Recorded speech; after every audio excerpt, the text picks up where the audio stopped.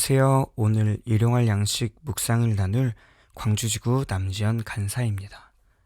7월 8일 본문 말씀은 레위기 23장 1절로 14절입니다. 오늘 본문 말씀은 하나님께서 모세를 통하여 이스라엘 백성들이 지켜야 할 절기에 대해 말하고 있습니다.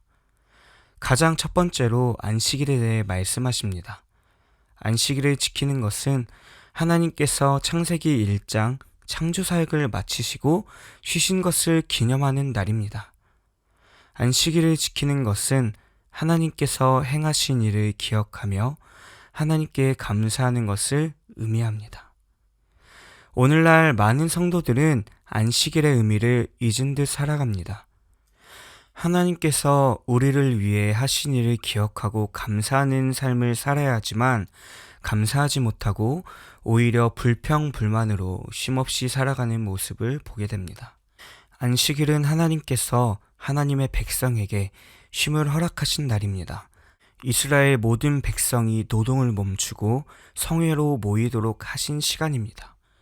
안식일 아침부터 그 시간을 지키기 위해 노력하는 이스라엘 백성의 모습을 볼 수 있습니다. 하지만 우리는 하나님 앞에 나아가는 시간을 소홀히 여길 때가 많습니다.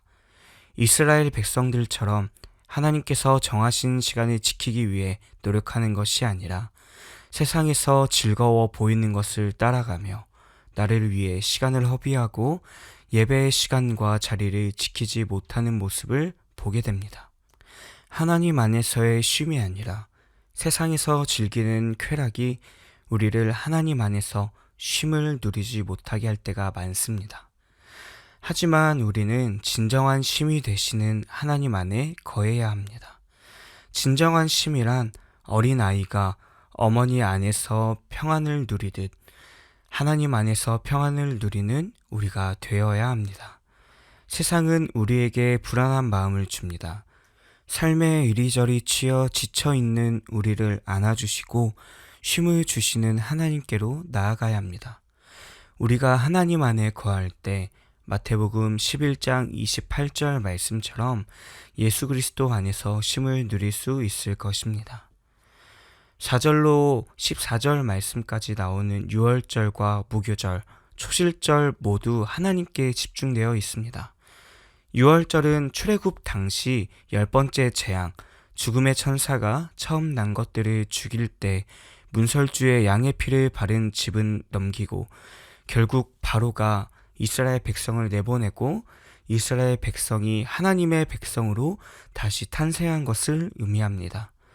무교절은 보리 추수의 시작을 알리는데 떡에 누룩을 넣지 않고 먹었습니다. 그리고 척 이삭단을 바치는 초실절은 하나님께서 허락하신 수확에 대한 것을 잊지 않기 위해 또한 그 모든 것이 하나님의 것임을 알게 하심이었을 것입니다. 모든 절기의 주인은 하나님이십니다. 하나님을 잊고 보내는 절기는 그 의미를 잃어버립니다.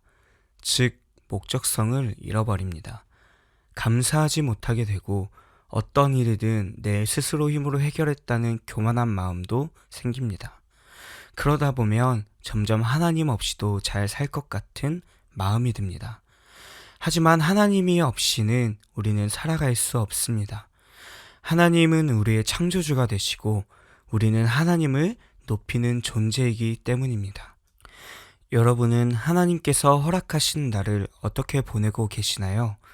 우리의 시간과 모든 것이 하나님이 주인이심을 기억해야 합니다.